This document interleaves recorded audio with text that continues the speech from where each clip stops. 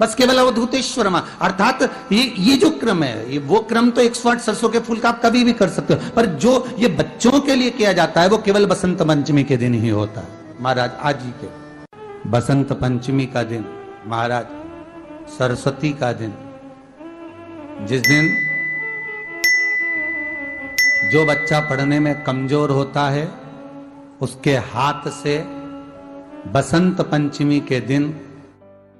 सरसों के 31 फूल शंकर जी को चढ़ा दिए जाते हैं, तो बच्चा पढ़ने में अव्वल निकल जाता है। उसके बच्चे को कभी नहीं कह सकते कि पढ़ने बैठ, वो खुद बैठेगा। केवल आज बसंत पंचमी का दिन, एक ही दिन चढ़ता है,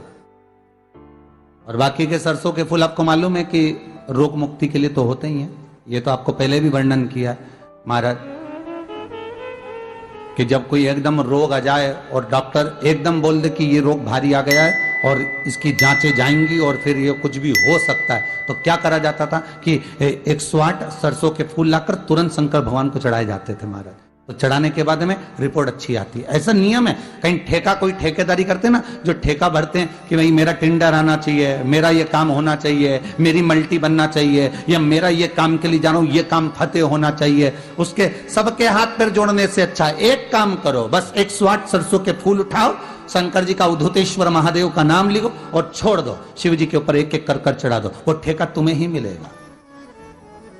वो काम तुम्हारे पास ही आएगा। सरसों का पुष्प समर्पित किया, भगवान शिव आनंद की राशि है हमारे। अब सरस्वती सुबह ब्रह्म मुहूर्त में निकली,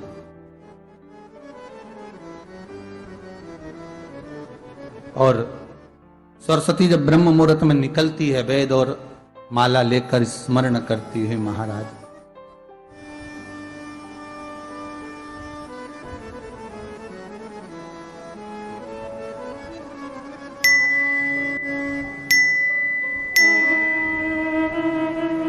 भ्रमण करती करती शारदा सरस्वती जब निकली,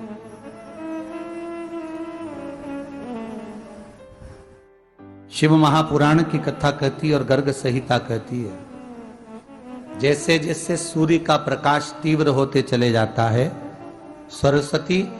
उस प्रकाश में आनंद बिखरती हुई, वीणा के स्वर देती हुई माता सरस्वती गाती गाती पितरों के समय से पहले ही आलोप हो जाती, आलोप हो जाती। जैसे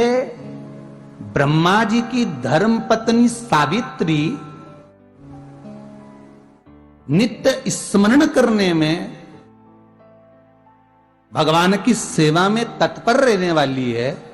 और ब्रह्मदेव सृष्टि की रचना करते समय ज्ञात करते हैं कि सावित्री मेरे साथ होने के बाद भी ये सृष्टि की रचना नहीं होती, तब ब्रह्मदेव सरस्वती को प्रकट कर देते।